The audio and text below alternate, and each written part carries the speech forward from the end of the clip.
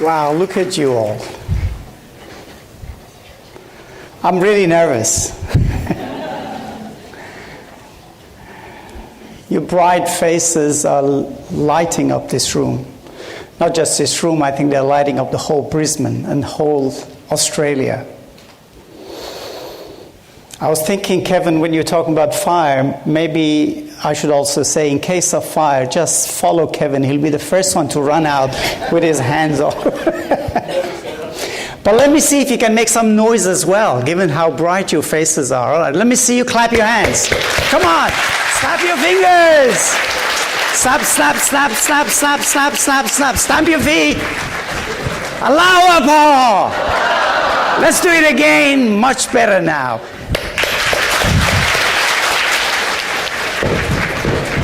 Allahu Akbar. That was for me to be less nervous.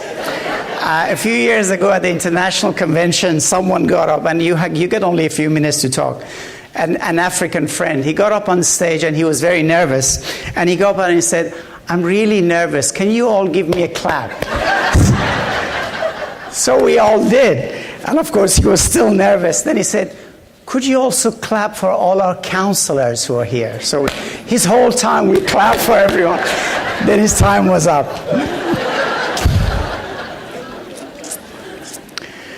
Friends, this is the largest teaching conference in Australia. That deserves a clap. When we organized it, we thought 800 would be really good. Then we got closer to 900. We got a bit greedy. 1,000 would be really good. That would be a stretch, though. Then 1,100, and now we're close to 1,200, which is amazing, which is truly amazing, which just highlights our commitment to this beloved cause and the privilege of service that we have.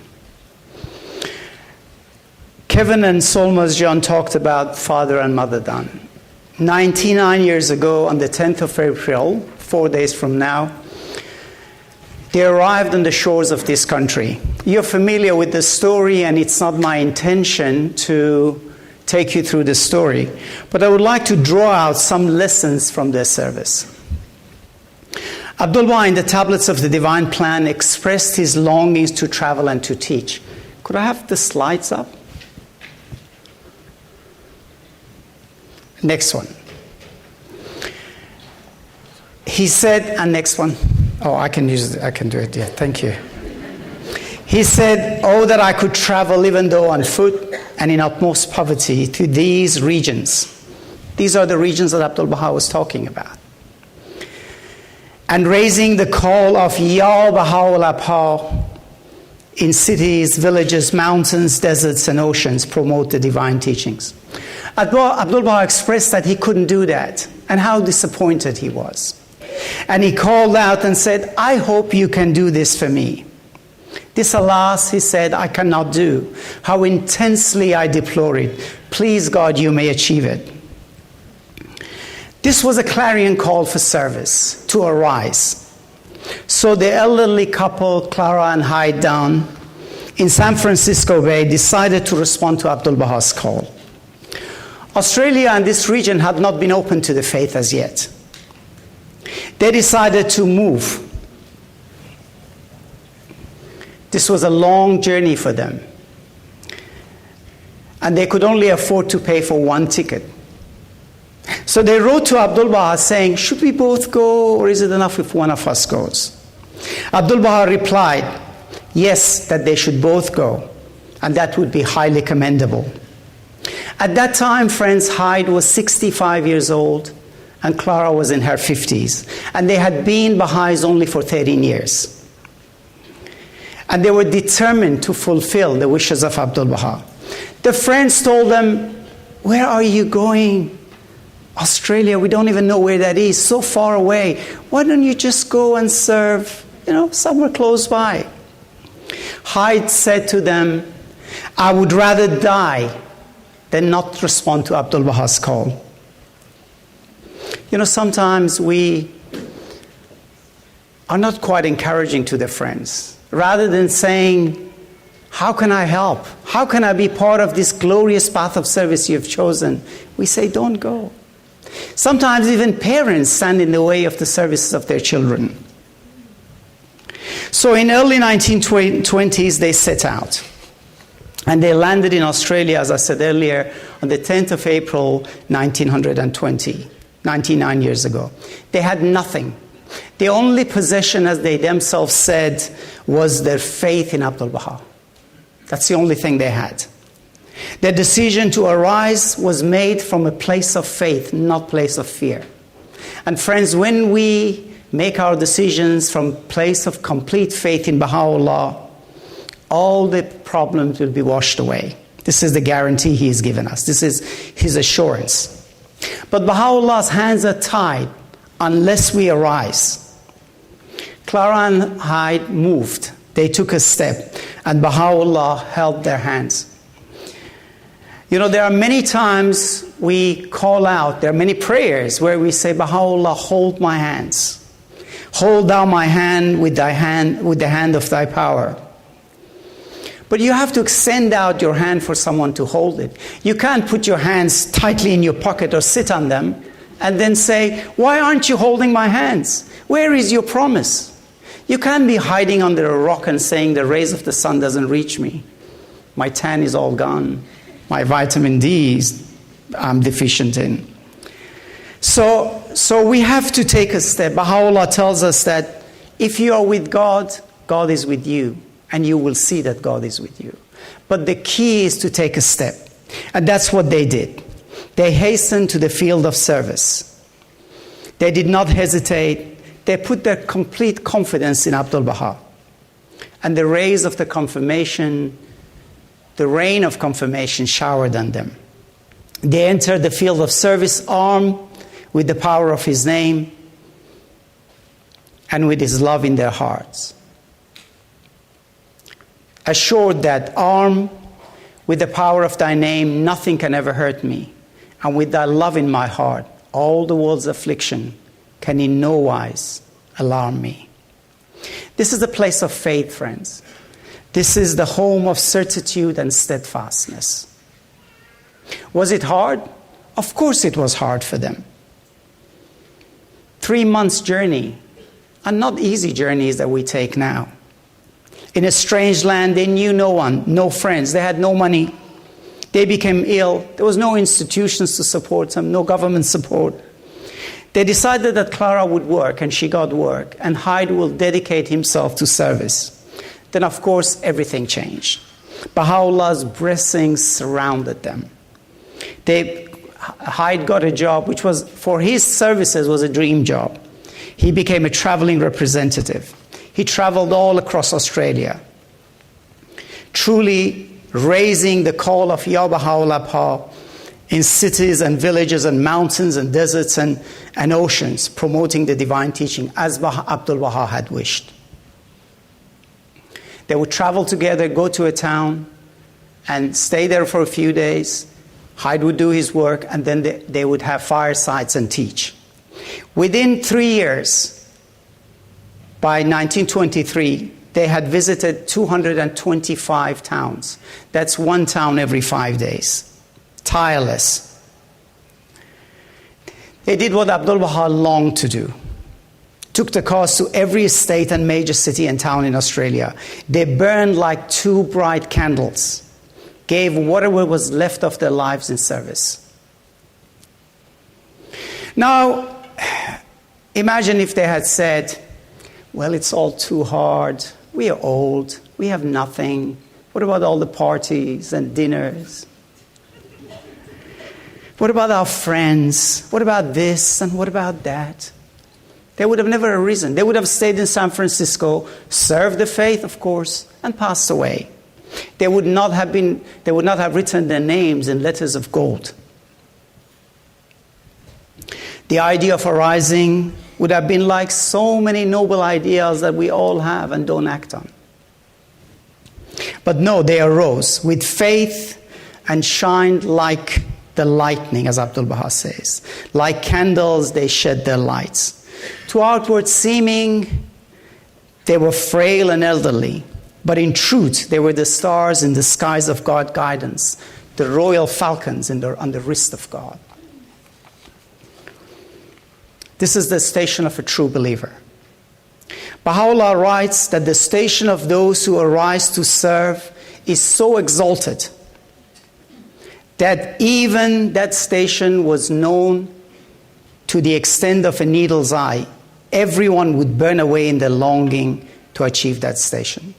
He writes, if the veil be lifted and the full glory of the station of those who have turned wholly towards God, and in the love for Him renounce the world be made manifest, the entire creation would be dumbfounded. So the message that Clara and Hyde brought to this land was a message of love and oneness. They came to promote unity of religion and unity of the human race. The Guardian writes that our intention as Baha'is is not to add another religion and create more conflict. He says, rather, our intention is to create an appreciation that all religions are in essence one. The coming of Baha'u'llah is to create a safe and united and prosperous world. What will ultimately, of course, friends, transform the world is the words of God.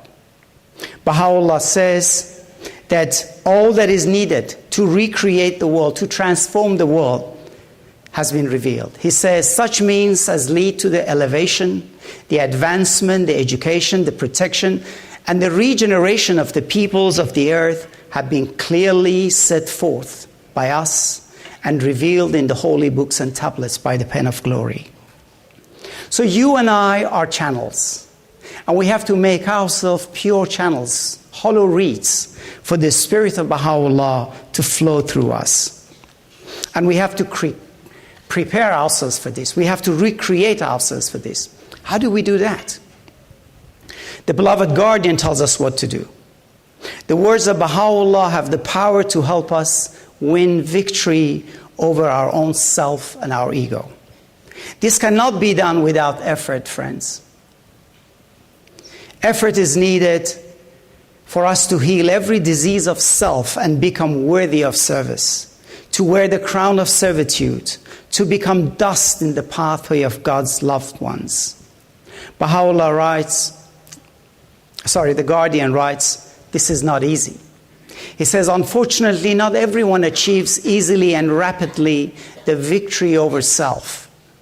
What every believer, new and old, should realize is that the cause has the spiritual power to recreate us, if we make the effort to let the power influence us, to let that power influence us.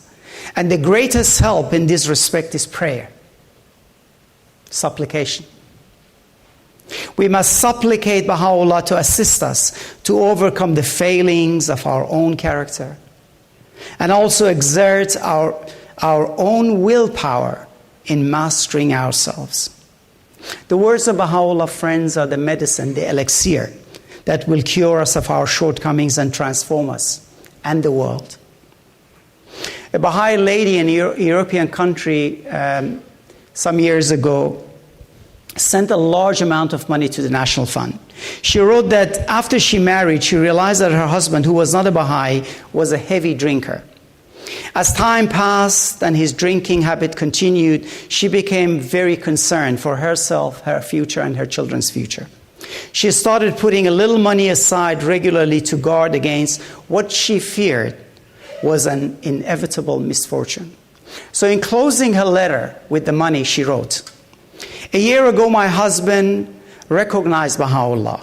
His faith has cured him of his drinking habit. He tells everyone how he is now intoxicated all the time with the love of Baha'u'llah. I know my husband will never touch alcohol again. I feel safe and secure and need not worry anymore. So here is the savings that my husband and I offer to be used for teaching, so that others might also find the true path to safety and happiness." Baha'u'llah's vision and revelation are the best gift, friends, we can give humanity. We can give our neighbors, we can give our friends. And it's the most precious possession that we all have. So what can we do?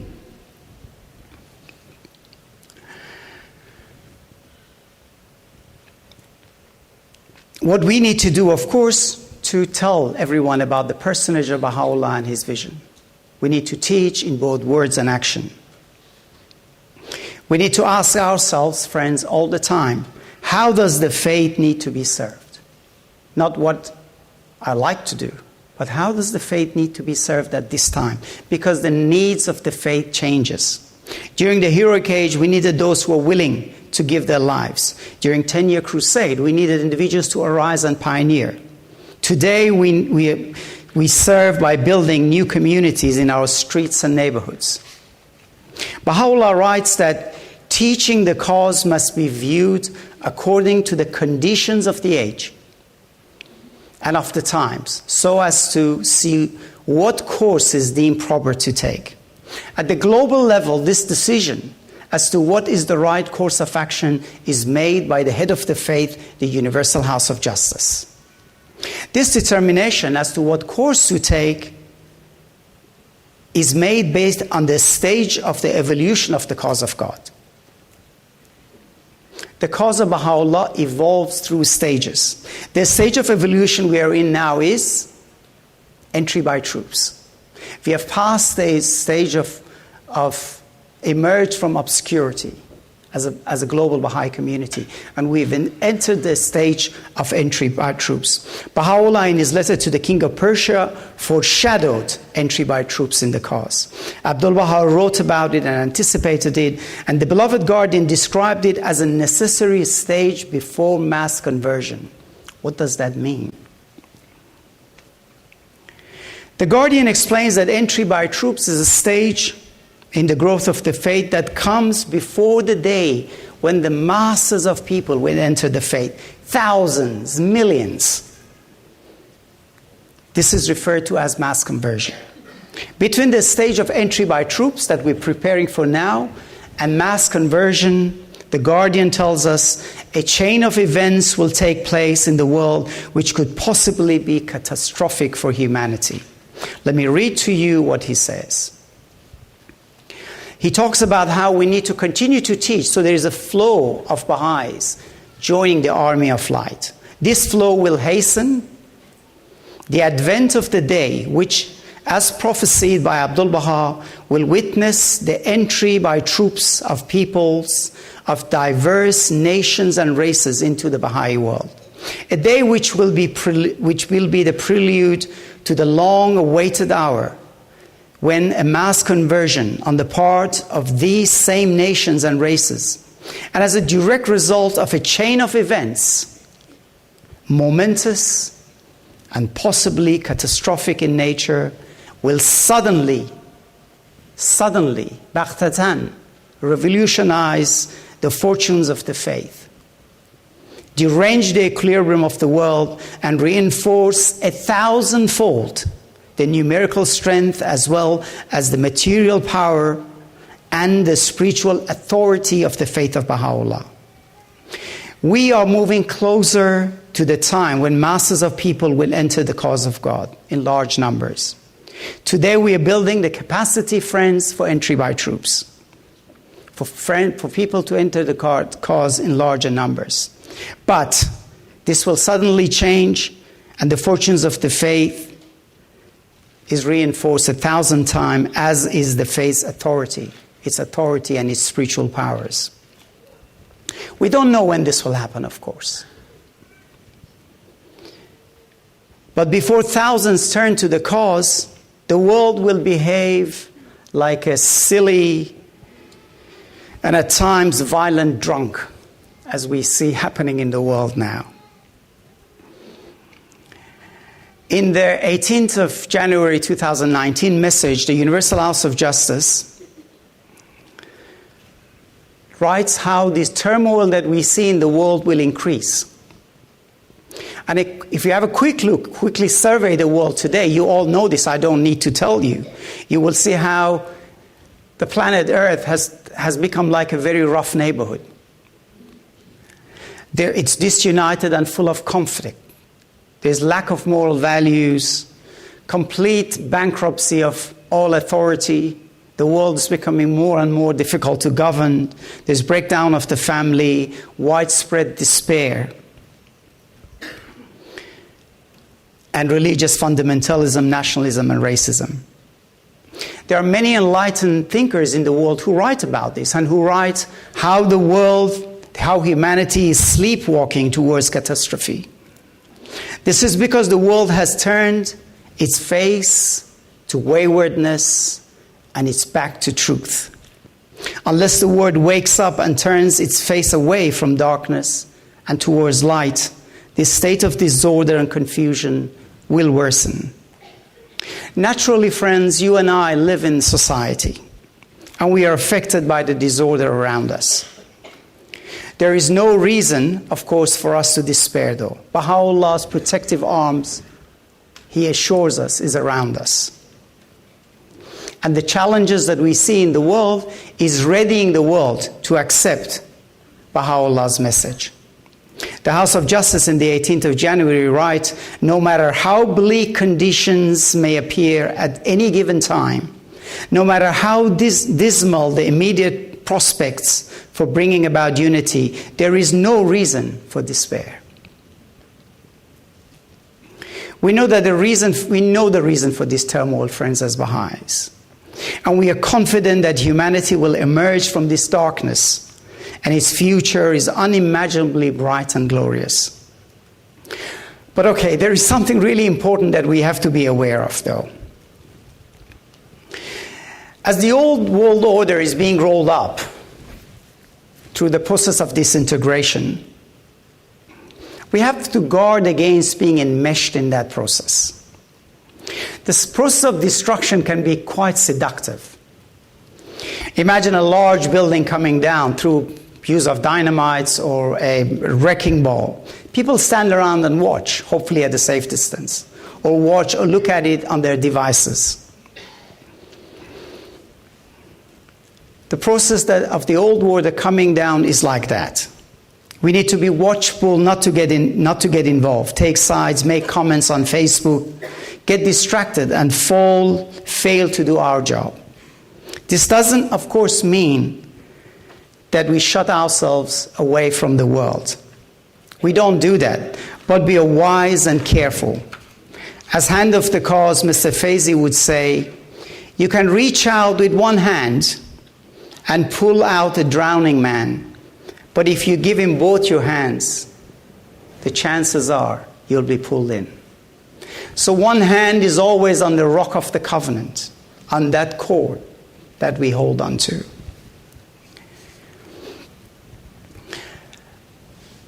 So we don't need to worry about the process of destruction as we are told by the House of Justice. We're not part of the demolition team, friends. We're part of the construction team. We are the construction force in the world. Baha'u'llah will take care of the old world order. We know that the ideologies such as racism and nationalism will eventually come down. These buildings will fall and will be replaced by love for humanity and the planet. We must pray, of course, friends, for the mitigation of the severity of these events and ensure that we are at a safe distance, promoting love, justice, concord, new standards for a peaceful society and world. Friends, we have a staggering amount of work to do, and we are very small in numbers. And this is the most precious time, as I will read from the House of Justice to you later. When the number of God-intoxicated lovers of Baha'u'llah, which you are, is so small, the work that we do, the contribution that we make, is so much more critical. Our job is to create a new society and create new communities on the planet. This is our burden, this is our destiny, and this is our good fortune.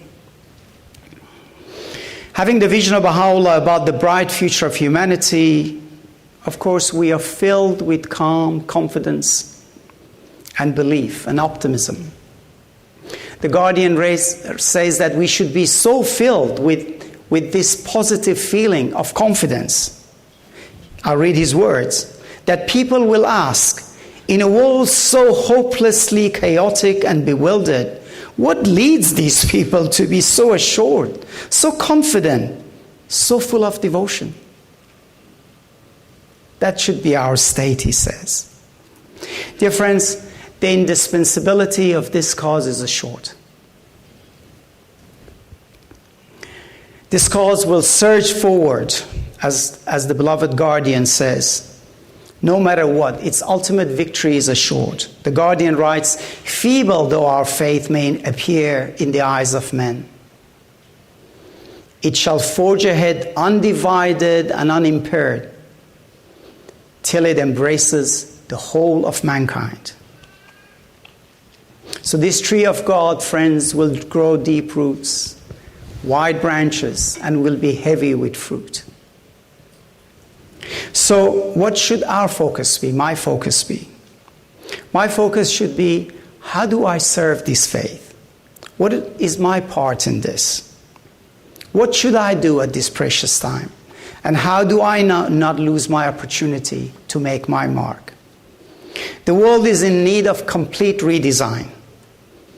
The reality that the humanity is one people is the starting point for this new, upgraded, ultimate world model. Everything on the planet, our standards, will need to be redefined in the light of unity and justice. So since 1996, the worldwide Baha'i community, under the loving and watchful guidance of the Universal House of Justice, has commenced a new process to rebuild communities based on the vision of Baha'u'llah. This construction work, friends, is our job. And those who share the vision of Baha'u'llah with us and partner with us. I want you to really pay attention to this quote, please. The House of Justice in 1996, at the beginning of this series of plans, wrote, "This plan to which we are now committed is set at one of the most critical times," I underline that, "in the life of the planet." Most critical time. Thus, this plan acquires a special place in the scheme of Baha'i and world history. A special place in the scheme of Baha'i and world history. Friends, it's my firm view that we are too close to this process to understand how momentous it is. It's only future generations that will appreciate what was achieved and what the vision was. So what is this plan? Oops. See, before 1996, the Baha'i world was very much focused on enrolling new believers and establishing local spiritual assemblies, institutions. Of course, we still do that, and that's really important. But ultimately, new believers and institutions are the brick and mortar for building new societies and new communities based on the vision of Baha'u'llah. Otherwise, what is the point? You can have a lot of believers and strong institutions, but if we don't create new communities, we haven't made Baha'u'llah's vision into reality. So our job since the beginning of this plan is to start building these new communities right where we live, in our street, based on the vision of Baha'u'llah. And this is but natural. From the very beginnings of the faith, that we have taught the faith, the believers have taught the faith right where they lived. Let's look at the time of the Bab. Think of the time of the Bab. The very first teaching campaign that in this dispensation was designed by the Bab. So the first 18 individuals had to find the Bab themselves, without anyone telling them, using their own inner spiritual compass. How amazing is that? 18 individuals. These were the letters of the living. And what the Bab did is he wrote a tablet to each of these letters of the living. He asked them to go to the places of their birth, where their networks were, where their family was, and to teach. Baha'u'llah writes, if these obstructing whales had not intervened, Persia would, in some 2 years, with this. And you can see how amazing, how strategic this is. It covered the whole nation. He says Persia would in some 2 years have been subdued through the power of utterance, and the supreme goal unveiled and unconcealed would have appeared in the plenitude of its glory in 2 years, by sending them back to where they were, where their families were. So our jobs, friends, is to unlock the heart of the cities of men's heart, which is the heart of the people. And this requires veritable friendships. This is why we engage where we live. We make friendships, as the House of Justice tells us. What is really in our own streets? What is really important, though, is to act. We receive divine confirmation, friends, as I said earlier, only when we act. We become channels for the Spirit of Baha'u'llah to flow through us. When we move, we stand up, we act. Of course, this is scary. There's apprehension. We're worried. And that's natural to feel that way. But the important thing is to take us to stand.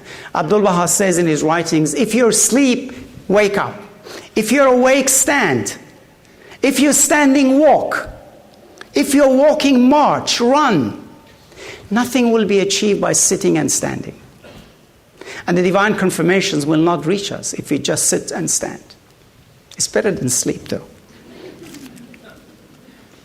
So the community building process that we are involved in. The foundation of these communities we are building, friends, are love, unity, and justice. We take a jackhammer and break down the long-held ideals of division, of us and them, and otherness. Cleanse ye your hearts, Abdul Baha writes, so that you behold no man as different from yourself.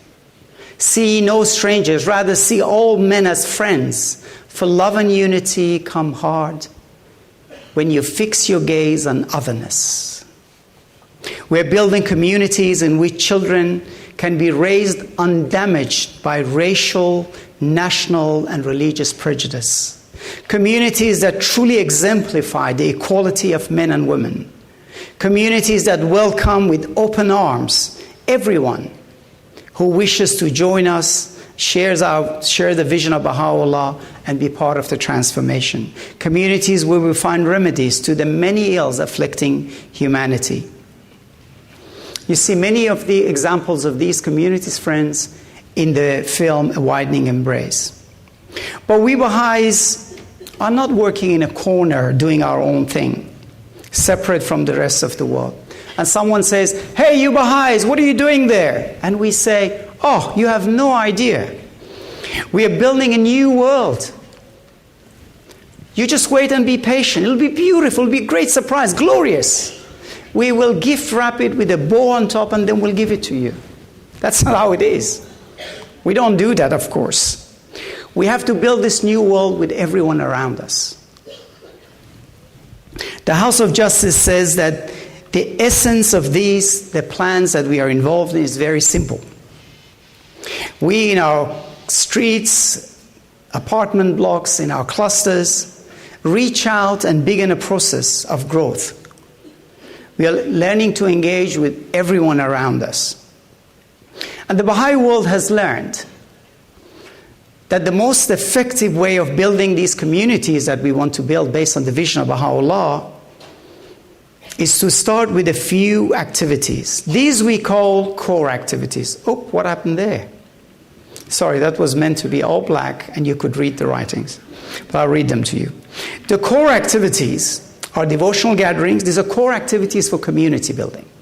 They are devotional gatherings, education of children, junior youth spiritual empowerment program, and building the power of expression and muscle through study circles.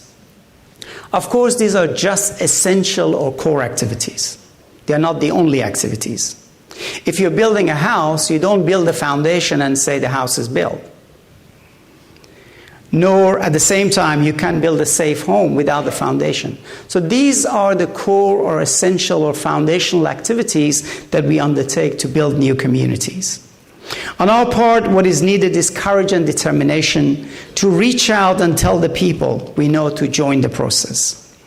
The core activities start by a few of us, by a few friends. very simple beginnings. A few individuals going through the education process, the Ruhi books, and they build their capacity to start the core activities, maybe a devotional gathering. These activities increase in number as more and more individuals participate in the process. Slowly, a street or a neighborhood, you may have 20 to 50 core activities.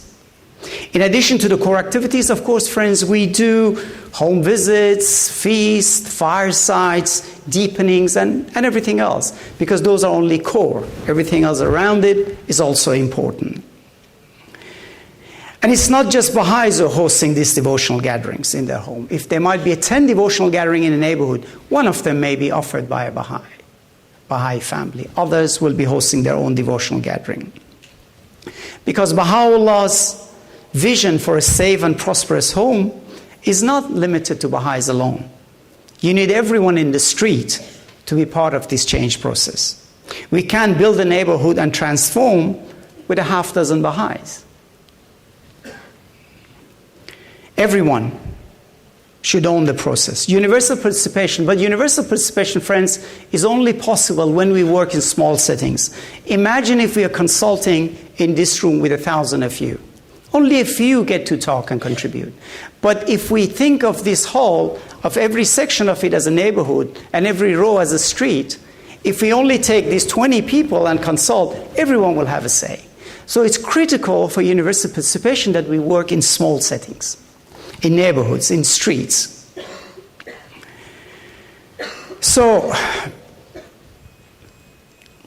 But for everyone to play their parts, they need to build skills. And how do they build skills for the service? How do they do that?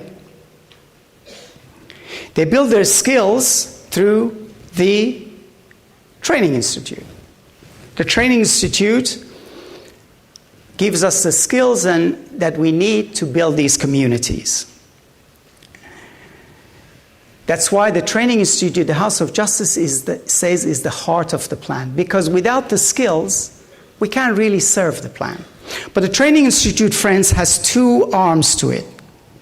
Also, the House of Justice says that it is not possible to have sustained progress anywhere in a cluster or a neighborhood without a strong Training Institute. And the Training Institute has two prongs to it, two arms to it. One is the study, the Ruhi books, okay? One is going through the books and studying them and building the capacity, the power of conversation. But that's not enough. That's only one part of the Training Institute. The other part of the Training Institute is the scheme of accompaniment and coordination. I always say this: you can't expect someone to do book one, build the capacity for conversation, for devotional meeting, and then tell them, may God be with you, go and start a devotional gathering. It doesn't work like that. They need to be accompanied. There needs to be a support structure for them. And that comes from the Training Institute. So we've got to always remember that the Training Institute has these two arms. But the most important skill we learn through the Training Institute is the power of expression and conversation. So how does that work? The sequence of courses gives us the structure for conversation. So when you do book one, in a street or a small groups doing book one, from the very first book, the participants come into contact, of course, with the revelation of Baha'u'llah. They discuss worship and service and the life of the soul, and they build their capacity to express themselves. Slowly, they build the discipline to pray, and they also study other books such as the Hidden Words. And then they start their act of service and have a devotional gathering and invite others to it. The conversation in the community or the street begins to change. The devotional character begins to change. Then a few of them move and do book two, where they discuss elevated conversations and also learn how to respond to the needs of the hearer.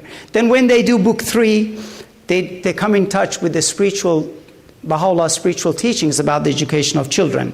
They do book four, and they begin to come more deeply in touch with the person of Baha'u'llah and the Bab and the concept of crisis and victory. They do book five. When they do book five, this results in conversation about Baha'i teachings relating to spiritually empowering junior youth. They do book six, where the conversation is between two souls, a direct teaching effort. And process of spiritual transformation. So you see, as we go through these books, the most important thing we gain from them is the power of expression and conversation. Because that's our armor. We win the world with our words and, of course, our action. But the books give us that power of expression. The House of Justice writes, then, consciousness of spiritual forces is raised through conversation. A sense of unity and common calling is fortified. Confidence that a better world can be created is strengthened, and a commitment to action becomes manifest. Friends, this way, a neighborhood or a street is suffused with discussion founded on the teachings of the faith. And a new pattern of community life begins to emerge from very small beginning. And it takes time. It may take a year or longer for us to begin the nexus to grow. And then, of course, the Training Institute, the other agencies begin to then channel the ATC, and others kick in their processes. Friends, building a new world takes time and effort. There will be, of course, challenges. Some of these challenges we will face because we are learning still to become Baha'is. We are a mix of what we should be, and a mix of what we bring from the old order. As the House of Justice tells us repeatedly, mistakes will be made, and that's okay. The faith is not that fragile, but the few mistakes will damage it. We have to show utmost patience, humility, and love for everyone. We should not be critical of everyone. Slowly and patiently and lovingly, we can bring about this change. Not being judgmental or critical of anyone or any institutions. Always remembering Abdul Baha's admonition of the importance of love and fellowship. It is in unity the truth will be revealed and the wrong will be made right, he says. This means that as Baha'is, friends, we have to be different. Our behavior, our sense of mission, our relationships with each other, our conception of service and institutions, our habits of thought have to be different. Baha'is follow the way of unity. Whatever causes conflict and disunity, friends, is abhorrent to us. Abdul Baha writes, the friends should lay down their lives in this arena, that they may exhilarate the people of the world with the wine of love for one another, and may gladden the hearts of the whole human race. The more they strive for harmony, the greater their progress. The more they exert effort to achieve unity, the more they will witness tokens of divine assistance. Dear friends, in closing, Baha'u'llah assures us that if we take a step, he's right there beside us. Of course, when Baha'u'llah says that, it's not ta'aruf, it's not just a nice sentiment. When he says that, O ye servants of the sacred threshold, the triumphant hosts of celestial concourse, arrayed and marshaled in the realm above, stand ready and expectant to assist and assure victory to the valiant horsemen who with confidence spare on their chargers in the arena of service. He assures us that if we take a step, he is right there beside us. Abdul Baha shares this story about a Bedouin in Akka. He says, in Baghdad, we went hunting with 3 friends. As we set camp, a poorly clad, barefoot Arab approached us. One of the friends wanted to scare him away with his gun. Another one intervened and said, no, don't do that. The Arab asked for bread. We gave him that. He asked for gunpowder. We gave him gunpowder. He asked for rope. We gave him rope. Then he left. And the friend who had intervened said, don't look at this thin, dark, barefoot, and poorly clad Arab. He's a leader of a large tribe and has many men.